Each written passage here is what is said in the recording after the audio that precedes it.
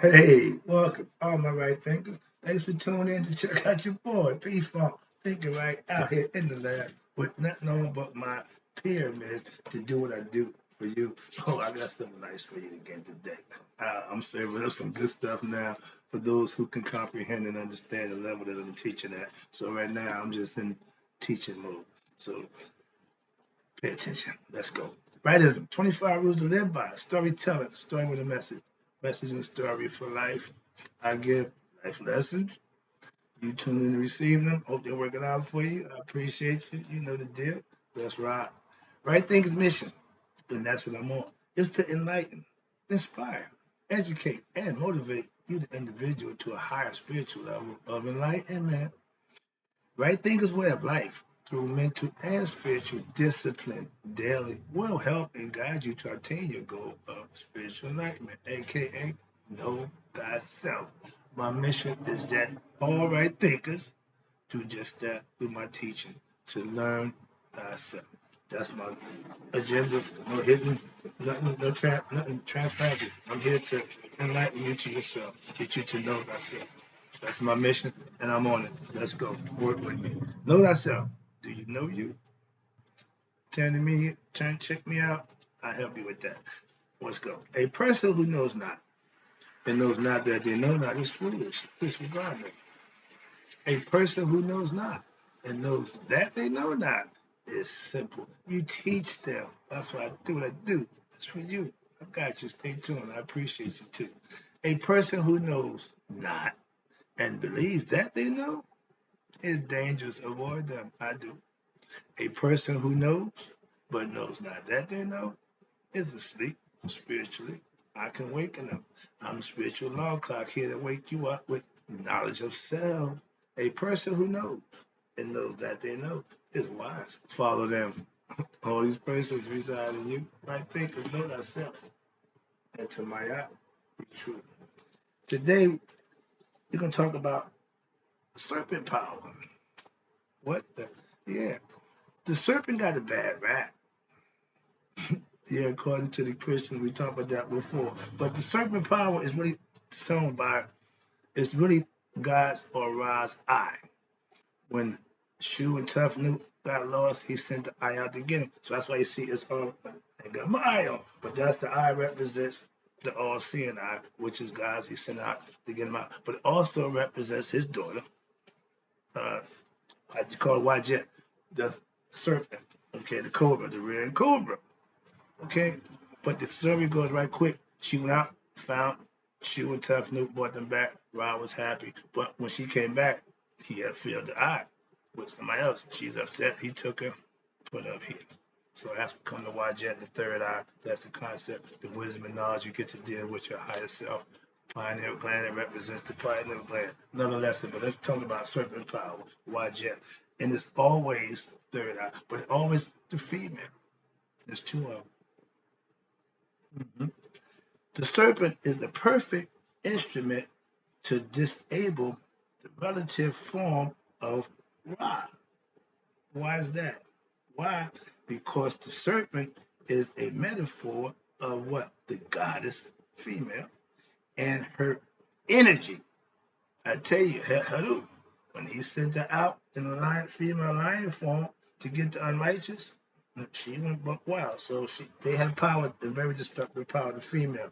Hell had no fury like a woman scorned. This is where that comes from.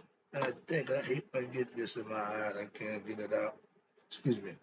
But yeah, okay. So the serpent is really shown by the female cobra. Okay, an energy or the power to accomplish. If a woman put her mind to something, fellas, it's a wrap. Like when the falcon, Haru, when he see a field mice or a fish in the ocean, when he get a bead on it, if you gonna be dinner, party's over for you. You'll never see him coming. But women have the power to accomplish anything. Watch this. At all tasks. Okay, they will accomplish any and all tasks, even if it's to stop creation. I mean, if you can bring Ra to his knees, and that's what I said there, conceptually, you can stop creation. You can stop the world. Okay, she did it to save two people. Now, understand this: serpent is also a metaphor. Watch this, for the internal life force. I just try to explain you that physical, that force that rise sins within what every human being, but it's in heightened in the female, fellas. Yeah, we got the heart. Yeah, we got but they got something else, and you don't want that. Okay, trust me. The practice of right thinking philosophy is the mystical art of what awakening this power and directing it towards what breaking down the obstacles of what spiritual ignorance and evolution past these qualities: ignorance, anger, hatred, desires, sexual desires, jealousy, frustration, and a whole myriad of others. That when you're living on an ego frame of mind and living on that level, that's all the things that you bring to yourself, and all those are Saturnian qualities. Okay, so when the serpent, right, serpent power. Remember, that's the ability of the Kundalini. It says it waits dormant until what? It get activated. Know how you activate your Kundalini power, your serpent power? Righteous, virtuous living. Mhm. So you can be a student and learn and practice it and do it. But if you're just a simple person living, doing, and treating people right on the basics, it'll happen for you. And a lot of times, people, when it happen, they don't even know what's going on within themselves. Why? They're not studying. They don't know. I got a mother-in-law who lived in Mayat all her life, don't have a clue who Mayat was. Okay? So my point is, when you're doing certain things happen naturally. And the Kundalini serpent power is ignited by the person. Every individual has the ability to do that. Watch this. Now, these are all also unknown. This is also known to who? As the science of what? As the science of the serpent power, aka or serpent power yoga. Remember that? It's a discipline concept that you can practice and use and raise your conscious level to become knowledgeable self. Again, all these are ways to get to be your best self and to know your higher self. But we're dealing with the serpent power, and it's a female concept. Watch this. Now, this also shows that the power of studying, again, what? Spiritual truth and obtaining spiritual knowledge, aka right thinking philosophy, and daily what? Meditation, prayer, and physical workout, physical fitness, mind, body, and soul. Doing these things will do what? Will enable you to go beyond the relative, aka lower nature or lower knowledge of self. And what they're telling you is the three levels of the Kundalini, the first three, that's the beastly nature. I keep explaining to you. Once you get the heart involved, once you get compassion, you raise your Kundalini level. And that's what happens. When you get to the fifth level, you're speaking honestly, you're speaking Makaru from the heart. And when you get to sixth level, that's the third eye opening, that's the pineal gland being tickled, and you're starting to get transmission with your higher spiritual self. That's the key to God. They've been telling you that. Ancients have been trying to tell us that forever. Okay, but that's something that you kept out the bag real early. But when you rise above your lower nature, okay, the answer is to what? To the greatest of all questions. Who am I? We all have asked that question at a certain point in time in our life. The Egyptians knew that was coming up. So they answered it with know thyself, and it gave you the blueprint. That's what I do every day to help you follow along and come up with the concepts, live by them, manifest for yourself, and then know thyself. That's to what? The things you need to do to know who you are, who am I? That is to what? Study and practice of right thinking philosophy or the mystical philosophical concepts with the proper guidance. I would say me, but anybody else who's doing this will teach you.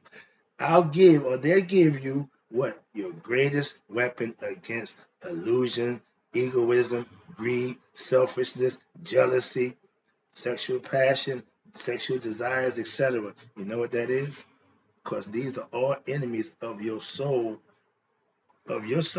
because they all are what? Obstacles in your way, in your quest, in your journey to what? Discover your unity with what? The divine, aka knowing thyself, raising your conscious level to become God conscious. With those qualities, it'll never happen. So you have to eradicate them and change them out your character. These are things that you want to master. All these things that are weaknesses in your character, as a Mason, we taught you how to strengthen the weak spots and enhance the strong ones. Don't give them up. Keep the practice going, but always work on the weaknesses so there won't be a weakness in your character. That's the concept. That's the idea. And watch this. Now, when you want to unite with your divine, Ra allows himself to be discovered. He's playing peekaboo, but he ain't really hiding. But there's some things you have to do to find him. He ain't gonna make it easy for you. That's the concept. And when you study and you practice and you do the things you need to do, he'll make himself discoverable.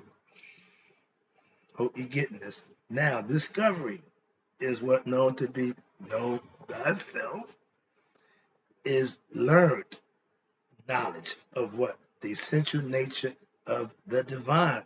God knowledge. I call it spiritual knowledge. Why? God is spirit. I'm giving you God knowledge. I'm giving you knowledge of understanding how to get to God, how to get his attention, how to serve him, and get what you need from him. Blessings. Now, understand this, please. This knowledge cannot be, watch this. Now, here we go. This is the part that every individual had to do for themselves. Here we go. Pay attention. This knowledge cannot be transmitted in words. That means verbally, no, or even in thoughts. You can't think about it. I got a good idea. Nope, not even ideas. Or I got a concept. Nope, that won't work either. Why? Because it is only transmitted by one way, and one way only. And that way is by what? Communing, meditating with your higher selves. That's when you meditate on a daily basis, you become closer to God. When you start living righteous and virtuous lifestyle, you become closer to God. It's a spiritual thing, and it's only transmitted from the heart and the mind. Hence, heart-mind coherence. You're never going to hear it. Nobody's going to tell you it. You have to get it here and here. Get excited because I'm hoping you get this. I hope you get it. When you commune, you're in not prayer. I didn't say pray. I said meditate. Meditate is listening. Meditate and zoning in and letting your conscious be your guide, so to speak. But if you haven't studied, you haven't put in the work in, ain't nothing up there. Like going to the bank. If you put money in the bank, you can always go to the bank and take some out. Studying is putting knowledge in your consciousness so that you have something to work with when it's time to go into that state of mind. Hope it's making point. Hope it's making sense. Here you go. Now, this attainment of knowledge of the name and identity of who God is not a verbalization, again, but in spiritual identification that brings on a spiritual transformation of the knower with that which is now known to him. Once you go to that level of the Akashic records, we only use 10% of our thought capacity, our subconscious. You got 90% of Akashic records information that's just hanging out waiting for you to come and tap into it, and it's there for everybody. But those who do it can appreciate it, and that's why it's there. If you want to do that, the work you have to put in to make that happen, everybody won't. So that's why everybody's not doing it. Everybody want to be rich. Everybody want to be famous. But the work that you got to put in, that's my point. Okay, moving on. So this is why it was transmuted from what? The heart of Ra to the what? The mind and heart of you. And from his mouth to your ears, that's why it has a transformative effect on those who have that experience. It's called the mystical experience when you and God become one, when you become conscious of who you are. Know thyself, they call it nihas. Why? Because it's an experience that you'll never forget. And once you attain it, you're good to go. Punch the ticket, so to speak, for the next life.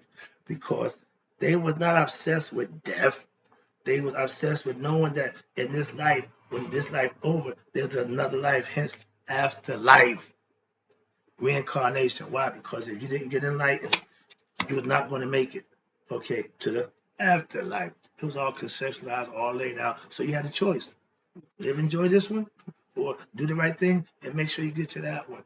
Most people back then chose to get into, so they all did the same thing. Now everybody can do what they want to do. It's a free fall. You wonder why heaven is empty. Sorry about that. Moving on. Let me wrap this up. Again, I appreciate you. Now, that's why, right thinkers, in order to know the essential nature and name of God, is to what? Become one with God. He wasn't one with God. He sure wasn't one with God. So it's some things you do. Why? Because knowing the essential nature of God, aka the absolute, and the transcendental aspect of the divine, that's reaching nihas, knowing thyself. That's what it means to becoming spiritually enlightened. Okay? When you know God for yourself, because of the information that you receive, and the things that you put in, and the blessings that you receive, you know for yourself, God. Can nobody change you or make you believe something other than what you know for yourself? Let me wrap this up. Where we at now? Okay, here you go. Now, spiritual enlightenment means reaching a state of consciousness, aka God consciousness, because you're now conscious of God and yourself as one. That is free from what? All earthly and human illusions, all relative and all earthly and human limitations. It is you becoming one with God, who is what? Omnipotent, immortal, eternal, and infinite. That's all spiritual. That's all eternal. The body ain't going. So therefore, an enlightened, I got my hat on, sage, okay, master of self, individual, is eternally what? One with the divine. Even if his or her body may continue to exist here in the relative world, an enlightened being is knowing what? The essential nature of the divine means, listen, knowing that which when known leaves nothing else to be known. That's profound. If you can understand that and interpret that, you're a right thinker. That's right thinker philosophy mantra. I'm out. Hope you enjoyed the lesson. I enjoyed getting it to you. I got more.